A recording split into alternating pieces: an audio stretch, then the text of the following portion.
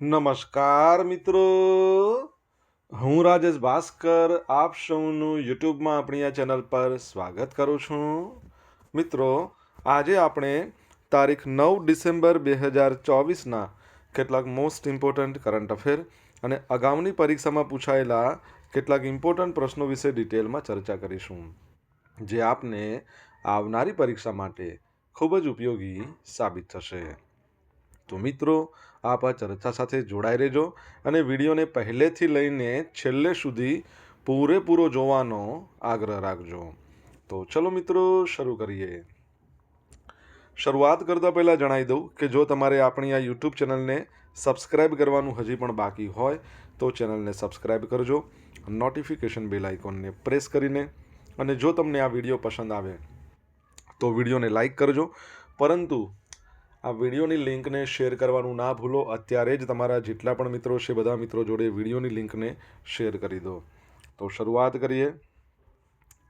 સૌપ્રથમ જોઈશું અગાઉની પરીક્ષામાં પૂછાયેલા સામાન્ય વિજ્ઞાનના પ્રશ્નો, જેના જવાબો તમારે મને કમેન્ટ બોક્સમાં લખીને જણાવવાના છે. વિડીયોના લાસ્ટમાં જ્યારે હું તમને આ દરેક પ્રશ્નના જવાબ જણાવું ત્યારે તમારે ચેક કરવાનું છે કે તમે આપેલા પ્રશ્નોના જવાબમાંથી કેટલા પ્રશ્નોના જવાબ સાચા છે, અને જેટલા પણ પ્રશ્નોના જવાબ સાચા હોય એનો આંકડો પણ તમારે કમેન્ટમાં લખવાનો છે. ડેલી જીકે ટેસ્ટમાં આપણે રોજ 10 પ્રશ્નો પૂછીએ છીએ, બરાબર છે. એ 10માંથી 5 પ્રશ્નો સામાન્ય વિજ્ઞાનના હોય છે. બાકીના જે 5 પ્રશ્નો છે એ ગુજરાતની કલા, સંસ્કૃતિ અને વારસાના છે. તો તમે તમારા આન્સર આપવાની છે કમેન્ટ બોક્સમાં, અને હું આજના કરંટ અફેરનો પ્રથમ પ્રશ્ન છે એની શરૂઆત કરું છું. આજનો પ્રથમ પ્રશ્ન છે, તાજેતરમાં કયા સ્થળે BAPS સંસ્થાના આંતરરાષ્ટ્રીય કાર્યકાર સુવર્ણ મહોત્સવની ઉજવણી કરવામાં આવી? તો જવાબ આવશે અમદાવાદ ખાતે. અમદાવાદમાં આવેલું છે વિશ્વનું સૌથી મોટામાં મોટું ક્રિકેટ સ્ટેડિયમ, જેનું નામ છે શ્રી નરેન્દ્ર મોદી ક્રિકેટ સ્ટેડિયમ છે ને ત્યાં. તો અમદાવાદમાં આવેલા વિશ્વના સૌથી મોટા નરેન્દ્ર મોદી ક્રિકેટ સ્ટેડિયમ ખાતે BAPS સંસ્થાના આંતરરાષ્ટ્રીય કાર્યકર સુવર્ણ મહોત્સવની ઉજવણી કરવામાં આવી. ચલો, એક પ્રશ્ન તમારા માટે, BAPSનું ફૂલ ફોર્મ શું થાય? કમેન્ટમાં લખો તમને આવડતું હોય તો. તો પ્રમુખ સ્વામી મહારાજે 1972માં, અહીંયા જુઓ, વિશ્વના 30 દેશોના સેવારત કાર્યકરોએ આમાં ભાગ લીધો. પ્રમુખ સ્વામી મહારાજે 1972માં આયોજન કરીને કાર્યકરોનું એક વિધિવત માળખું સ્થાપિત કરી મુંબઈમાં કાર્યકરોનું મધ્યસ્થ કાર્યાલય સ્થાપ્યું હતું. 2022માં તેના 50 વર્ષ પૂર્ણ થયા, પરંતુ ત્યારે શતાબ્દી મહોત્સવ હોવાને કારણે આ કાર્યક્રમ 2024માં યોજાઈ રહ્યો છે. સમગ્ર વિશ્વમાં સૌપ્રથમ વખત 1 લાખ જેટલા પ્રી પ્રોગ્રામ્સ રિસ્ટબેન્ડ, 2000 જેટલા પરફોર્મન્સ દ્વારા પ્રસ્તુતિઓ, વિડીયો, સંબોધનોના અનોખા સમન્વય ધરાવતા દિલ ધડક કાર્યક્રમો નિહાળીને સૌ ઝૂમી ઉઠ્યા. અને આપણા વડાપ્રધાન નરેન્દ્ર મોદી દ્વારા વિડીયો સંદેશ પાઠવવામાં આવ્યો, જેમાં એમણે કહ્યું કે આજે અહીં પ્રમુખ સ્વામી મહારાજના આશીર્વાદથી સર્વત્ર વિજય છે. તો યાદ રાખજો, અમદાવાદમાં જે ક્રિકેટ સ્ટેડિયમ છે વિશ્વનું સૌથી મોટામાં મોટું, ત્યાં આનું આયોજન કરવામાં આવ્યું છે. ત્યારબાદનો સેકન્ડ પ્રશ્ન કે દર વર્ષે આંતરરાષ્ટ્રીય ભ્રષ્ટાચાર વિરોધી દિવસ ક્યારે મનાવવામાં આવે છે? તો જવાબ આવશે આજનો દિવસ, એટલે કે 9મી ડિસેમ્બરના રોજ, ઇન્ટરનેશનલ એન્ટી કરપ્શન ડે. ભ્રષ્ટાચાર અને તેની સામે લડવા અને અટકાવવામાં સંગઠનની ભૂમિકા વિશે જાગૃતિ લાવવા માટે દર વર્ષે 9મી ડિસેમ્બરને આંતરરાષ્ટ્રીય ભ્રષ્ટાચાર વિરોધી દિવસ તરીકે એને નિર્ધારિત કરવામાં આવ્યો છે. 31 ઓક્ટોબર 2003ના રોજ સંયુક્ત રાષ્ટ્રે ભ્રષ્ટાચાર વિરોધી સમજૂતી પસાર કર્યો, અને ત્યારથી આ દિવસની ઉજવણી કરવામાં આવે છે. ભ્રષ્ટાચાર અટકાવવાથી ટકાઉ વિકાસ લક્ષ્યો તરફ પ્રગતિ થાય છે, આપણી પૃથ્વીને સુરક્ષિત કરવામાં મદદ મળે છે, નોકરીઓનું સર્જન થાય છે, લિંગ સમાનતા પ્રાપ્ત થાય છે, આરોગ્ય સંભાળ, શિક્ષણ જેવી આવશ્યક સેવાઓની વ્યાપક એક્સેસ સુરક્ષિત થાય છે. ઓકે, તમારા માટે પ્રશ્ન છે કે કરપ્શન પરસેપ્શન ઇન્ડેક્સ આવ્યો હતો, એમાં 2023ના ઇન્ડેક્સની વાત કરું છું. ભારત કેટલામાં સ્થાને હતું? ટોટલ 180 દેશ હતા. તમને ખબર હોય તો કમેન્ટ બોક્સમાં લખીને જણાવી શકો છો. મિનરલ વોટર અને પેકેજ ડ્રિંક્સને સરકારે હાઈ રિસ્ક ખાદ્ય પદાર્થની કેટેગરીમાં સમાવેશ કર્યો છે. તો રિસન્ટલી એવું થયું છે કે food safety standard authority of India, જેને FSSAI કહીએ છીએ, એણે બહુ મોટો નિર્ણય લીધો છે, જેમાં સ્વાસ્થ્ય માટે ખતરનાક મિનરલ વોટર અને પેકેજ્ડ ડ્રિંક્સને સરકારે હાઈ રિસ્ક ખાદ્ય પદાર્થની કેટેગરીમાં સમાવેશ કર્યો. હવે તેમનું ફરજિયાત નિરીક્ષણ અને થર્ડ પાર્ટી ઓડિટ કરવામાં આવશે. કેન્દ્ર સરકારે પેકેજ્ડ અને મિનરલ વોટર ઉદ્યોગ માટે બ્યુરો ઓફ ઇન્ડિયન સ્ટાન્ડર્ડ પાસેથી પ્રમાણપત્ર મેળવવાની ફરજિયાત શરત દૂર કર્યા પછી આ જાહેરાત કરવામાં આવી છે. Food safety standard authority of India દ્વારા જાહેર કરવામાં આવેલા નવા નિયમો પ્રમાણે હવે મિનરલ વોટર અને પેકેજ્ડ ડ્રિંકના ઉત્પાદકોને વાર્ષિક નિરીક્ષણનો સામનો કરવો પડશે, જેમાં કંપની લાયસન્સ અથવા નોંધણી કરાવે તે પહેલાં આ નિરીક્ષણ કરવામાં આવશે. FSSAI એના આદેશ અનુસાર પેકેજ્ડ ડ્રિંક સહિત હાઈ રિસ્ક ધરાવતા ખાદ્ય કેટેગરીના ઉત્પાદકોએ FSSAI દ્વારા માન્યતાનું થર્ડ પાર્ટી ખાદ્ય સુરક્ષા એજન્સીઓ પાસેથી વાર્ષિક ઓડિટ કરાવવાનું રહેશે. તમારા માટે પ્રશ્ન છે, food safety standard authority of India છે તો એના CEO કોણ છે? ખબર હોય તો કમેન્ટ બોક્સમાં લખીને જણાવો. મિત્રો, વિડીયો તમને પસંદ આવ્યો હોય, ભણવાની મજા આવી હોય તો વિડીયોને લાઇક કરો, તમારા મિત્રો જોડે વિડીયોની લિંકને શેર કરો. આપણી બંને યુટ્યુબ ચેનલ રાજેશ ભાસ્કર 2 એને સબસ્ક્રાઇબ કરવાનું બાકી હોય તો સબસ્ક્રાઇબ કરી લો, નોટિફિકેશન બેલ આઇકોનને પ્રેસ કરીને. જો તમારે ડેલી કરંટ અફેરની PDF જોઈતી હોય તો આપણી ટેલિગ્રામ ચેનલ છે એને જોઈન કરી લો, જેની લિંક વિડીયોની ડિસ્ક્રિપ્શનમાં આપી છે. ટેલિગ્રામ ચેનલ પર તમને પોલ્સ પણ રમવા મળશે. નેક્સ્ટ પ્રશ્ન, તાજેતરમાં UN જનરલ એસેમ્બલીએ કયા દિવસને વિશ્વ ધ્યાન દિવસ તરીકે જાહેર કર્યો છે? World meditation day.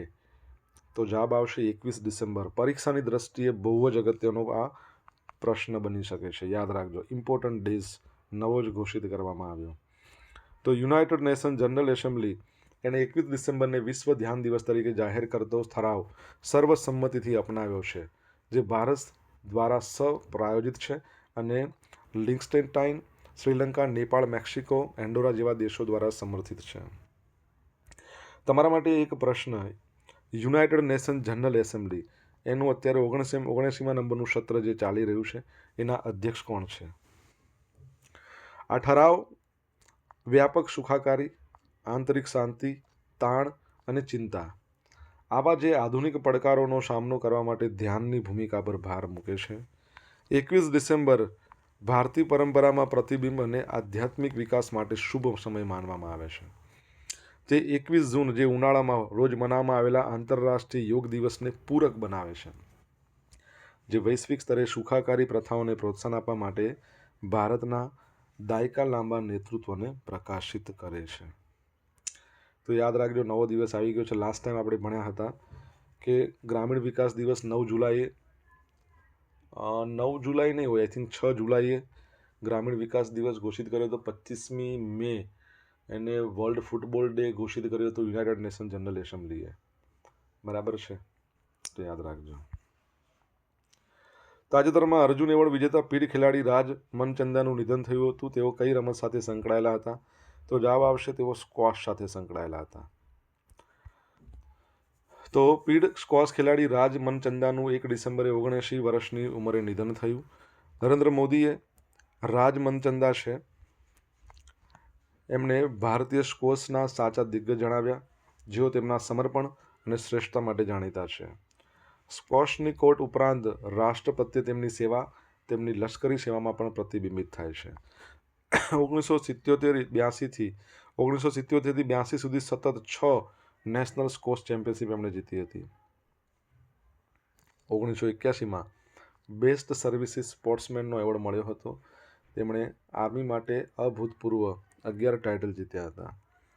Asian team squash ચેમ્પિયનશિપમાં એમણે 1981માં સિલ્વર, 1984માં બ્રોન્ઝ મેડલ જીત્યો હતો.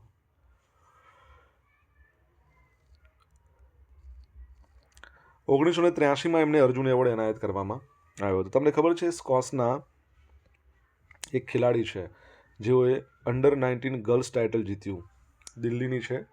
શું નામ છે? મહિલા ખેલાડીની વાત છે, નાની છોકરી જ છે. કમેન્ટ બોક્સમાં લખો.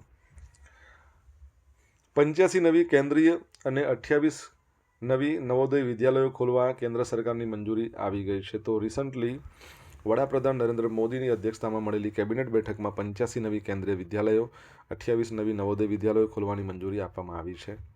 આ નવી કેન્દ્રીય વિદ્યાલયો શરૂ થવાથી દેશના 82,000થી વધુ વિદ્યાર્થીઓ સસ્તું અને ઉચ્ચ ગુણવત્તાવાળું શિક્ષણ મેળવી શકશે. નિવેદન અનુસાર 2025-26 સુધીના સમયગાળામાં એક વર્તમાન કેન્દ્રીય વિદ્યાલયના વિસ્તરણ ઉપરાંત 85 નવા કેન્દ્રીય વિદ્યાલયોની સ્થાપના એના માટે અંદાજે 5,872.08 કરોડના ભંડોળની જરૂર છે. તેમાં અમદાવાદના 19, અમરેલીના ચક્કરગઢ, ગીર સોમનાથના વેરાવળમાં કેન્દ્રીય વિદ્યાલયની મંજૂરી આપવામાં આવી છે. તમને ખબર છે આપણા ગુજરાતના શિક્ષણ મંત્રી છે કુબેરભાઈ ડિંડોર. કેન્દ્રીય શિક્ષણ મંત્રી કોણ છે? જો તમને ખબર હોય તો કમેન્ટ બોક્સમાં લખીને જણાવો. સોશિયલ મીડિયાના માધ્યમથી તમે મારી જોડે કનેક્ટ રહી શકો છો. મારું ઇન્સ્ટા આઈડી છે rajesh.i.bhaskar. મારું ફેસબુક આઈડી છે RI ભાસ્કર અને ટેલિગ્રામ ચેનલ છે આપણી રાજેશ ભાસ્કર. અહીંયા તમને ડેલી કરંટ અફેરની PDF મળશે ટેલિગ્રામ ચેનલ પર અને રોજ પોલ્સ પણ રમવા મળશે. અને જો તમને વિડીયો પસંદ આવ્યો હોય તો વિડીયોને લાઇક કરજો, તમારા મિત્રો જોડે વિડીયોની લિંકને શેર કરજો. ચેનલ સબસ્ક્રાઈબ કરવાની બાકી હોય તો સબસ્ક્રાઈબ કરજો, નોટિફિકેશન બેલ આઇકોનને પ્રેસ કરીને. તમારા અભિપ્રાયો પણ કમેન્ટ બોક્સમાં લખજો. United Nations commission on narcotics drugs CND એના 68મા સત્રની અધ્યક્ષતા કયા દેશે કરી? તો જવાબ આવશે આપણા ભારતે કરી છે. કોણે કરી? ભારતે કરી છે. UN commission on narcotics drugs એના 68મા સત્રની અધ્યક્ષતા માટે નામાંકિત કરીને ભારતે એક મહત્વપૂર્ણ સીમાચિહ્ન હાંસલ કર્યું છે. આ પ્રતિષ્ઠિત ભૂમિકા માટે પ્રથમ વખત દેશની પસંદગી કરવામાં આવી છે. વિયેનામાં સંયુક્ત રાષ્ટ્રમાં ભારતના સ્થાયી પ્રતિનિધિ રાજદૂત શંભુ એસ કુમારને સત્તાવાર રીતે આ નિર્ણાયક મંચનું અધ્યક્ષપદ એમણે સંભાળ્યું છે. તમને ખબર છે જીનીવાની અંદર આપણા યુનાઇટેડ નેશન્સના જે મુખ્ય આપણે કહી શકીએ એમ્બેસેડર છે એમનું નામ શું છે? કમેન્ટ બોક્સમાં લખો ખબર હોય તો. CND વૈશ્વિક દવાના વલણો પર દેખરેખ રાખવા માટે, દવા નીતિ પર સભ્ય દેશોની સલાહ આપવા માટે, આંતરરાષ્ટ્રીય દવા સંમેલનના અમલીકરણની દેખરેખ માટે જવાબદાર છે. તે વિયેના સ્થિત United Nations office on drugs and crime any governing body તરીકે સેવા આપે છે. તે UN economic and social council એના કાર્યાત્મક મિશન છે. 68મા સત્રનો કાર્યસૂચિ ગેરકાયદેસર ડ્રગ્સ હેરફેર, માદક દ્રવ્યોના દુરુપયોગ, આરોગ્ય સંબંધિત અસરો જેવા દબાણયુક્ત મુદ્દાઓને સંબોધવા માટે આંતરરાષ્ટ્રીય સહયોગને પ્રાથમિકતા આપશે. ભારત પુરાવા આધારિત ઉકેલોને મજબૂત કરવા, તબીબી અને વૈજ્ઞાનિક હેતુઓ માટે નિયંત્રિત પદાર્થોની પહોંચ વધારવા અને આ પડકારોનો સામનો કરવા માટે સમાન, સમાવિષ્ટ, ટકાઉ વ્યૂહરચના માટે તેની પ્રતિબદ્ધતા ચાલુ રાખવા માટે કામ કરશે. આગળ વધીએ આપણે નેક્સ્ટ પ્રશ્ન તરફ. રાષ્ટ્રપતિએ દિવ્યાંગ વ્યક્તિઓના સશક્તિકરણ માટે રાષ્ટ્રીય પુરસ્કાર પ્રદાન કર્યા. તો તાજેતરમાં આપણા જે ભારતના 15મા નંબરના જે રાષ્ટ્રપતિ છે શ્રીમતી દ્રૌપદી મુર્મુ, જેઓ ઓડિશાના મયુરભંજ જિલ્લાથી બિલોંગ કરે છે, સ્વતંત્ર ભારતના પ્રથમ બનનાર રાષ્ટ્રપતિ છે, સૌથી નાની વયે રાષ્ટ્રપતિ બનનાર છે, ભારતના 2nd નંબરના મહિલા રાષ્ટ્રપતિ છે, ભારતના પ્રથમ આદિવાસી મહિલા રાષ્ટ્રપતિ છે શ્રીમતી દ્રૌપદી મુર્મુ, અને સુખોઈ વિમાન ઉડાવનાર 3જા નંબરના રાષ્ટ્રપતિ છે. તો આંતરરાષ્ટ્રીય દિવ્યાંગ વ્યક્તિઓના દિવસ, આ દિવસ ક્યારે મનાવવામાં આવે છે એ મને કહો. એના અવસર પર નવી દિલ્હીમાં 2024 માટે દિવ્યાંગ વ્યક્તિઓના સશક્તિકરણ માટે રાષ્ટ્રીય પુરસ્કારોને પ્રદાન કર્યા. આ વર્ષના આંતરરાષ્ટ્રીય દિવ્યાંગ વ્યક્તિઓના દિવસની થીમ સમાવેશક અને ટકાઉ ભવિષ્ય માટે દિવ્યાંગ વ્યક્તિઓના નેતૃત્વને પ્રોત્સાહન આપવું. એનો ઉલ્લેખ કરતા રાષ્ટ્રપતિએ જણાવ્યું કે દિવ્યાંગજનોમાં ઉદ્યોગ સાહસિકતાને પ્રોત્સાહન આપવું, તેમના કૌશલ્યોનો વિકાસ કરવો, રોજગારી પૂરી પાડવી, તેમના ઉત્પાદનોની ખરીદી કરવી, માર્કેટિંગ સુવિધાઓ પ્રદાન કરી અને નેતૃત્વ ક્ષમતામાં વધારો કરવો જોઈએ. ઓકે. હવે મિત્રો જોઈશું અગાઉની પરીક્ષામાં પૂછાયેલા સામાન્ય વિજ્ઞાનના પ્રશ્નો. પહેલો પ્રશ્ન, વિટામિન C નું રાસાયણિક નામ શું છે? તો એસ્કોર્બિક એસિડ કહેવાય છે વિટામિન C ને. બરાબર છે. આમળા અને ખાટા સંતરા અને એવા બધા ફળોમાં જોવા મળે છે વિટામિન C. ચામડી માટે, વાળ માટે બહુ જરૂરી છે. બરાબર છે, તો એ યાદ રાખજો. સેકન્ડ પ્રશ્ન છે કે બધા જ એસિડમાં કયું તત્વ હોય જ છે? તો બધા જ એસિડની અંદર કયું તત્વ હોય? હાઇડ્રોજન તો હોય જ, બરાબર છે. એસિડિક ખોરાકની જાળવણી માટે ખાલી જગ્યાનો ઉપયોગ થાય છે. તો એસિડિક ખોરાકની જાળવણી માટે સોડિયમ બેન્ઝોનેટ, કોનો? સોડિયમ બેન્ઝોનેટનો ઉપયોગ થાય છે. ત્યારબાદનો ચોથો પ્રશ્ન છે કે ગોબર ગેસની અંદર મુખ્યત્વે કયું તત્વ હોય છે? તો ગોબર ગેસની અંદર મિથેન હોય. શું હોય છે? મિથેન હોય છે. પાંચમો પ્રશ્ન, હાડકાં અને દાંતનો મુખ્ય ઘટક કયો છે? હાડકાં અને દાંત એનો મુખ્ય ઘટક તો કેલ્શિયમ ફોસ્ફેટ. શું હોય છે? કેલ્શિયમ ફોસ્ફેટ હોય છે. હવે મિત્રો જોઈશું અગાઉની પરીક્ષામાં પૂછાયેલા ગુજરાતની કલા, સંસ્કૃતિ અને વારસાના પ્રશ્નો. પહેલો પ્રશ્ન, ગુજરાતનું કયું તીર્થ પૂર્વે બૌદ્ધ તીર્થ હતું અને પાછળથી જૈન તીર્થ સ્થળ બન્યું છે? બરાબર છે. તો જવાબ શું આવશે? તારંગા. પહેલાં શું હતું? બૌદ્ધ તીર્થ હતું, પછી જૈન તીર્થ બની ગયું છે. સેકન્ડ પ્રશ્ન, તારંગા જૈન મંદિરો ગુજરાતમાં કયા જિલ્લામાં આવેલા છે? તો તારંગા જૈન મંદિરો છે એ કઈ જગ્યાએ આવેલા છે? મહેસાણામાં આવેલા છે. સોમનાથ મંદિરનું નૃત્ય મંડપ સિવાયના બધો ભાગ ચાલુક્ય યુગની કઈ શૈલીનો છે?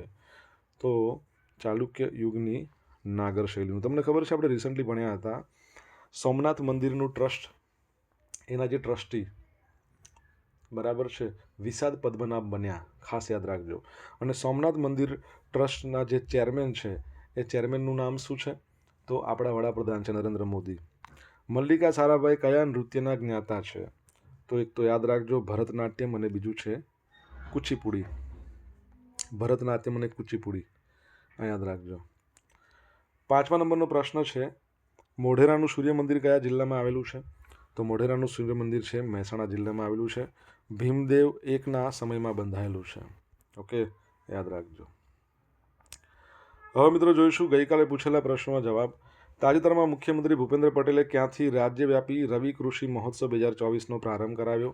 તો જવાબ આવશે બનાસકાંઠામાંથી. બનાસકાંઠામાં તમને ખબર છે કે ગુજરાતની પ્રથમ કૃષિ યુનિવર્સિટી આવેલી છે દાંતીવાડા, ત્યાંથી જ આનો પ્રારંભ કરવામાં આવ્યો છે. સેકન્ડ નંબરનો પ્રશ્ન, તાજેતરમાં કઈ ટીમે T20 ક્રિકેટમાં સૌથી વધારે રન બનાવ્યા છે? તો જવાબ આવશે બરોડા. કોણે બનાવ્યા છે? બરોડા છે એણે સિક્કિમની સામે 349 રન બનાવ્યા. એક વર્લ્ડ રેકોર્ડ થયો. બીજો વર્લ્ડ રેકોર્ડ છે કે 37 સિક્સર્સ વાગી છે ટોટલ, એટલે અગાઉનો ઝિમ્બાબ્વેનો રેકોર્ડ તોડી નાખ્યો છે. હવે મિત્રો જોઈશું આજે પૂછેલા પ્રશ્નોના જવાબ. પહેલો પ્રશ્ન એવો હતો, BAPSનું પૂરું નામ શું? તો યાદ રાખજો બોચાસણવાસી અક્ષર પુરુષોત્તમ, બોચાસણવાસી અક્ષર પુરુષોત્તમ સ્વામી નારાયણ સંસ્થા. સેકન્ડ નંબરનો પ્રશ્ન છે, કરપ્શન પરસેપ્શન ઇન્ડેક્સ છે એમાં ભારત કેટલામાં નંબર પર છે? 93મા નંબર પર છે. ત્રીજા નંબરનો પ્રશ્ન શું છે? Food safety standard authority of India છે એના CEOનું નામ શું છે? CEO છે ગંજી કમલા વી રાવ. ચોથા નંબરનો પ્રશ્ન છે, યુનાઇટેડ નેશન જનરલ એસેમ્બલીનું 79મા નંબરનું સત્ર એના અધ્યક્ષ કોણ છે? તો ફિલેમોન યાંગ. બરાબર છે. કેમરૂન દેશ છે એના કહી શકીએ કે પૂર્વ પ્રાઇમ મિનિસ્ટર. પાંચમા નંબરનો પ્રશ્ન છે, સ્કોશ ખેલાડી જેઓ અંડર-19 ગર્લ્સ ટાઇટલ જીત્યું છે એમનું નામ છે અનાહત સિંઘ, દિલ્હીથી બિલોંગ કરે છે. છઠ્ઠા નંબરનો પ્રશ્ન છે કે કેન્દ્રીય શિક્ષણ મંત્રીનું નામ શું છે? તો યાદ રાખજો ધર્મેન્દ્ર પ્રધાન. બરાબર છે. સાતમા નંબરનો પ્રશ્ન, યુનાઇટેડ નેશનમાં ભારતના જે અધ્યક્ષ છે એનું નામ શું છે? એમ્બેસેડર આપણે કહી શકીએ તો હરીશ પાથરિયનેની. બરાબર છે, હરીશ યાદ રાખજો. આઠમા નંબરનો પ્રશ્ન, વિકલાંગ વ્યક્તિઓ માટેનો આંતરરાષ્ટ્રીય દિવસ છે એ દર વર્ષે ક્યારે મનાવવામાં આવે છે? 3 ડિસેમ્બરના રોજ. હવે મિત્રો જોઈશું ગઈકાલના કરંટ અફેરમાંથી પૂછેલા કેટલાક ઇમ્પોર્ટન્ટ પ્રશ્નો જેના જવાબો તમારે કમેન્ટ બોક્સમાં લખવાના છે. પહેલો પ્રશ્ન, ગુજરાતમાં કયા શહેરમાં પહેલી વખત વન વિભાગ દ્વારા નગરવન ઊભું કરવામાં આવ્યું છે? જો જવાબ આવડે તો કમેન્ટ બોક્સમાં લખીને જણાવજો. સેકન્ડ પ્રશ્ન, તાજેતરમાં ભારતે કોને હરાવીને men's hockey junior Asia cup 2024નું ટાઇટલ જીત્યું છે? તો જવાબ આવડતો હોય તો કમેન્ટ બોક્સમાં લખજો. તો આ હતા આજના દિવસના મોસ્ટ ઇમ્પોર્ટન્ટ કરંટ અફેર. સાથે આપણે જોયું છે અગાઉની પરીક્ષામાં પૂછાયેલા ઇમ્પોર્ટન્ટ પ્રશ્નો, એના જવાબો પણ જોયા. આશા રાખું બધાને ભણવાની મજા આવી હશે. મજા આવી હોય તો વિડીયોને લાઇક કરો, તમારા મિત્રો જોડે વિડીયો લિંકને શેર કરો. આપણી બંને યુટ્યુબ ચેનલ રાજેશ ભાસ્કર 2ને સબસ્ક્રાઇબ કરો, નોટિફિકેશન બેલ આઇકોનને પ્રેસ કરીને. તો મિત્રો thank you so much for watching this video. Have a nice day. Jai Hind, જય ભારત.